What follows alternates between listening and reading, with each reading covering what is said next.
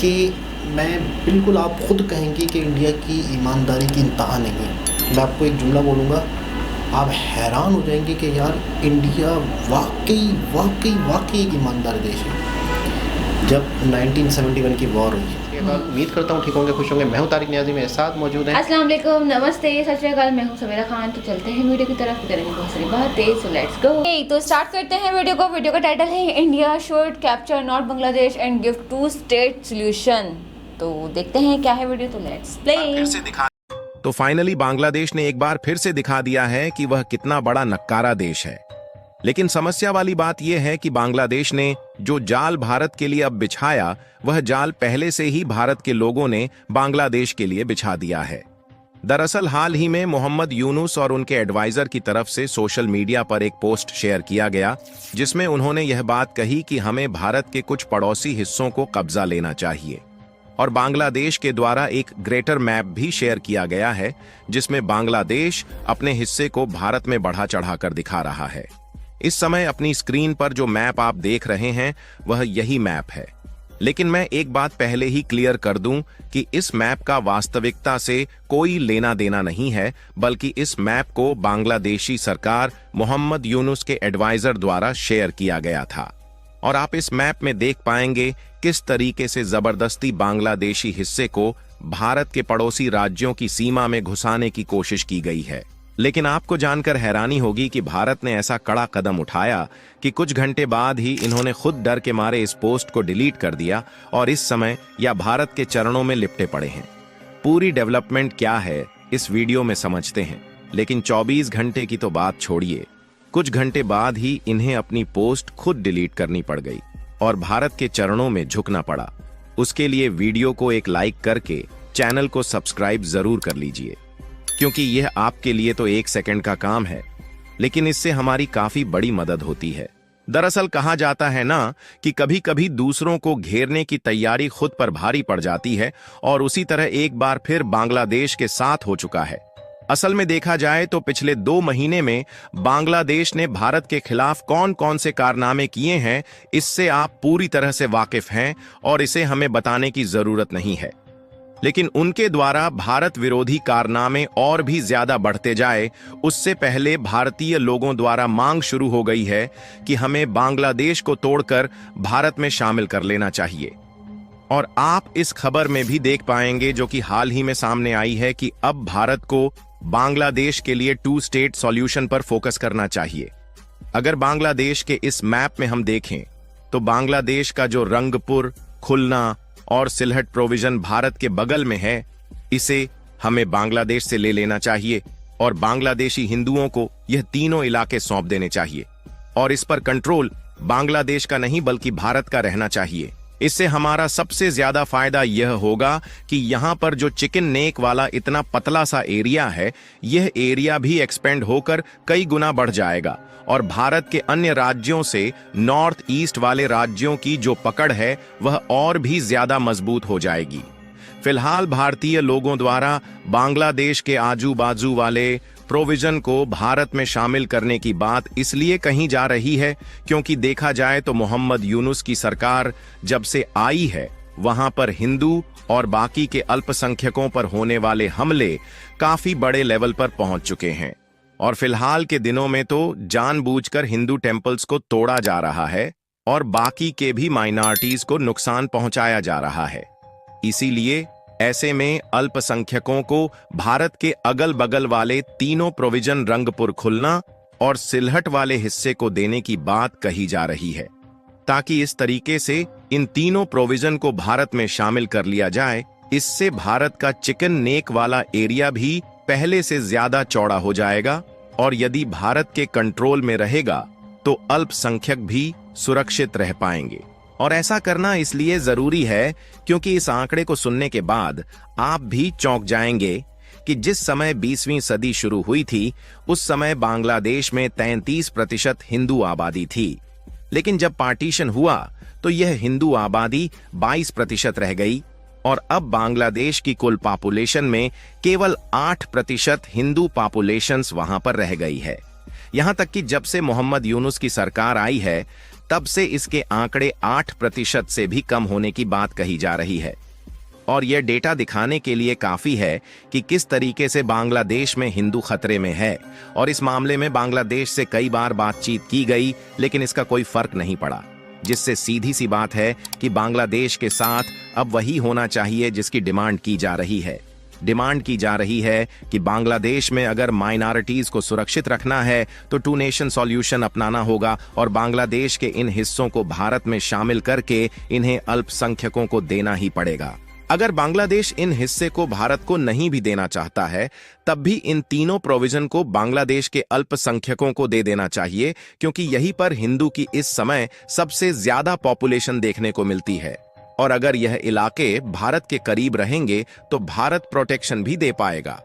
हालांकि यह तो बात हो गई जो इंडियन के द्वारा डिमांड की जा रही है, लेकिन हाल ही में बांग्लादेश ने एक बार फिर से भारत के बंगाल, असम और त्रिपुरा वाले राज्यों पर अपना कब्जा दिखाने की कोशिश किया। वैसे तो बांग्लादेश के द्वारा भारत के राज्यों पर कब्जा करने की कोशिश पिछले महीने से ही चल रही है, लेकिन हाल ही में इन्होंने एक अलग ही कारनामा कर दिया, क्योंकि मोहम्मद यूनुस और उनके जो एडवाइजर है उन्होंने मिलकर सोशल मीडिया पर एक पोस्ट किया और उस पोस्ट में ग्रेटेस्ट बांग्लादेश को दिखाया गया, जिसमें भारत के जो ईस्टर्न और नॉर्थ ईस्ट वाले इलाके हैं उनके कुछ हिस्से को बांग्लादेश में दिखाया गया और उनके द्वारा चिकन नेक इतना ज्यादा पतला कर दिया गया कि जैसे वहां पर चिकन नेक मौजूद ही ना हो। लेकिन इनको जो उम्मीद भारत से नहीं थी वैसा ही भारत ने किया। भारत के द्वारा स्ट्रैंगली इनके इस कारनामे पर एक्शन लिया गया और इस तरीके से प्रोटेस्ट किया गया कि कुछ घंटे में ही इन्हें अपनी पोस्ट डिलीट करनी पड़ गई। और अब बांग्लादेश की सरकार भारत के चरणों में आकर लिपटी पड़ी है। यकीन नहीं होता तो आप खुद देख लीजिए, बांग्लादेश टोटली फायर हो चुका है और इन्हें इंडियन गवर्नमेंट के सामने हाथ फैलाकर 50,000 टन चावल खरीदने की भीख मांगना पड़ रहा है। जी हां दोस्तों, मैं 1-2 टन की नहीं बल्कि 50,000 टन की बात कर रहा हूं। और 50,000 टन कितना होता है इसका अंदाजा इस बात से लगा सकते हैं कि 1 टन में 907 किलोग्राम होता है, यानी कि टोटल हो जाते हैं 4,53,00,000 किलोग्राम, जिसकी मदद भारत से मांग रहे हैं। और इन्हें इस मदद में कोई ऐसी वैसी चीज नहीं बल्कि भारत से चावल की मदद मांगी जा रही है, जिसके बिना किसी का पेट नहीं भरता। आपको बता दें कि बांग्लादेश की जनता एक एक चावल के लिए तरस रही है और उनकी जनता भुखमरी की तरफ पहुंच चुकी है। इसीलिए यह भारत से रिक्वेस्ट कर रहे हैं कि 50,000 टन चावल भारत इन्हें कम से कम प्राइस में एक्सपोर्ट करें, ताकि यह अपनी जनता का पेट भर सके। इसीलिए बताया जा रहा है कि जल्द से जल्द बांग्लादेश के मोहम्मद यूनुस सरकार भारत के साथ यह डील करना चाहती है ताकि भुखमरी को रोका जा सके। अन्यथा मोहम्मद यूनुस सरकार को भी यही डर सता रहा है कि कहीं जनता एकजुट होकर उनकी सरकार को ही न उखाड़ फेंके। हालांकि यह भारत के ऊपर डिपेंड करता है कि बांग्लादेश को 50,000 टन चावल का एक्सपोर्ट किया जाएगा या नहीं, क्योंकि आपको याद हो तो जब भारत में दुर्गा पूजा थी तो बांग्लादेश ने हमारे लिए हिल्सा मछली के निर्यात को ही रोक दिया था, जबकि उस समय खासकर भारत के बंगाल में इस मछली की काफी ज्यादा जरूरत थी, क्योंकि दुर्गा पूजा के दौरान इसी मछली का सेवन करना वे लोग काफी पसंद करते हैं। बाकी आपको क्या लगता है कि बांग्लादेश को भारत के द्वारा चावल का एक्सपोर्ट करना चाहिए या फिर नहीं?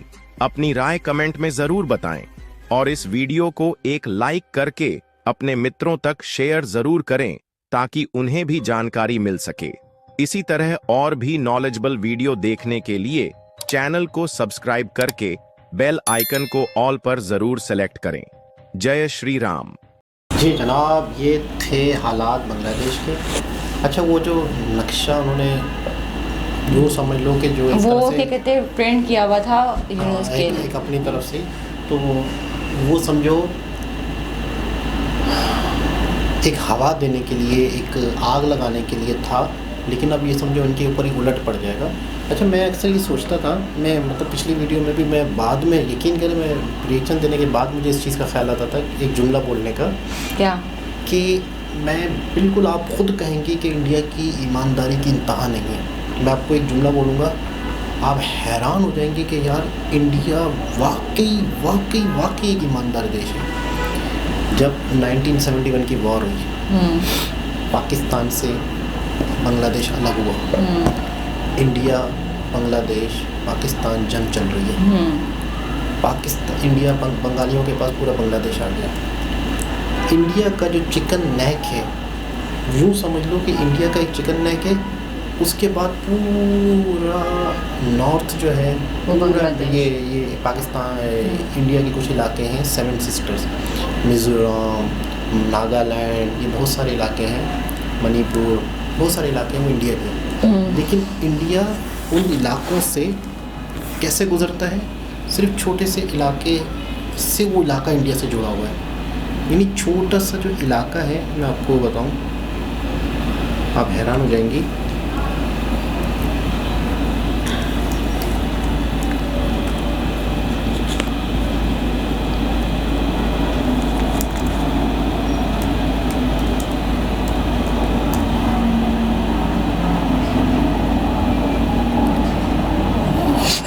आ जाएगा।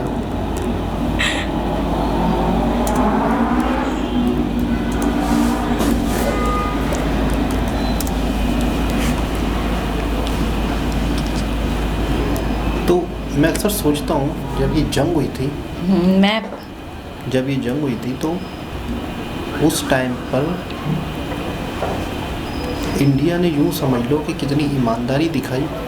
उस वक्त अगर इंडिया चाहता तो आराम से बहुत सारे ऐसे इलाके जो हैं वो अपनी तरफ कर सकता था और अपना चिकन नेक को बड़ा कर सकता था। यानी ये इंडिया है, ये बांग्लादेश है, ठीक है, सही है, ये भी इंडिया है, ये सही। लेकिन एक छोटा सा इलाका है जो इंडिया को इन इलाकों से मिला रहा है, असम, इन इलाकों से मिला रहा है, नागालैंड, बीच में पूरा बांग्लादेश है, यहाँ से यहाँ इंडिया मिल रहा है। हाँ, छोटी सी पतली सी लाइन जा रही है। तो मैं ये सोचता हूँ कि उस वक्त इंडिया चाहता तो अपने इस चिकन नेक को बहुत बेहतर कर सकता था। यानी एक ज़मीन जो थी वो कुछ भी हो सकता था उस टाइम पे। इंडिया किसी कितने भी इलाके में आ जाता, थोड़ा सा मतलब वावेला बांग्लादेश की थोड़ी सी जगह लेकर और चिकन नेक को थोड़ा बड़ा कर देता, बड़ा कर सकता था, थोड़ा सा वावेला उठता तो इंडिया को कह देता कि हमने कैप्चर कर लिया। लेकिन जंग के बाद आपके पास जो भी इलाके आ गए वो आपके। लेकिन उस वक्त भी इंडिया ने पूरा का पूरा बांग्लादेश को दिया। ये ईमानदारी है। मतलब मैं बाद में मेरा ख्याल आ रहा था, मैंने कहा यार उस टाइम पे अब इंडिया सोच रहा होगा कि यार ये क्या कर दिया था मैंने। वाकई मतलब सच में कि उस वक्त अगर इंडिया चाहता तो आधा बांग्लादेश को दे सकता था। ऐसा ही है। और मतलब वो ये भी सोच रहा होगा कि बांग्लादेश को आज़ाद ही करवाया, ऊपर से मालूम नहीं था कि फ्यूचर में बांग्लादेश ही हमें आंखें दिखा रहा होगा खड़े होकर हमारे सामने। लेकिन ये है कि आप देखें वहाँ पे चीज़ों की ज़रूरत पड़ रही है, खाने पीने की चीज़ों की कहत आ रहा है, तो कहीं ना कहीं वो इंडिया का मोहताज है ही। ऐसा ही है। तो आने वाले वक्त में देखते हैं क्या होता है कि इंडिया के क्या फैसला होता है। लेकिन अब शायद इंडिया को वो जो एक वीडियो हमने देखी थी ना कि त्रिपुरा बंदरगाह थी, अब इंडिया का हक बनता है कि उसे लेना पेमेंट के तौर पे। तो देखते हैं आगे इंडिया अब क्या सूरत हाल होती है। लेकिन कोई ना कोई हलचल होगी जो हालात चल रहे हैं। दोबारा किसी और वीडियो के साथ आपसे मुलाकात होती है, जब तक के लिए ख्याल रखिए, अल्लाह हाफिज़।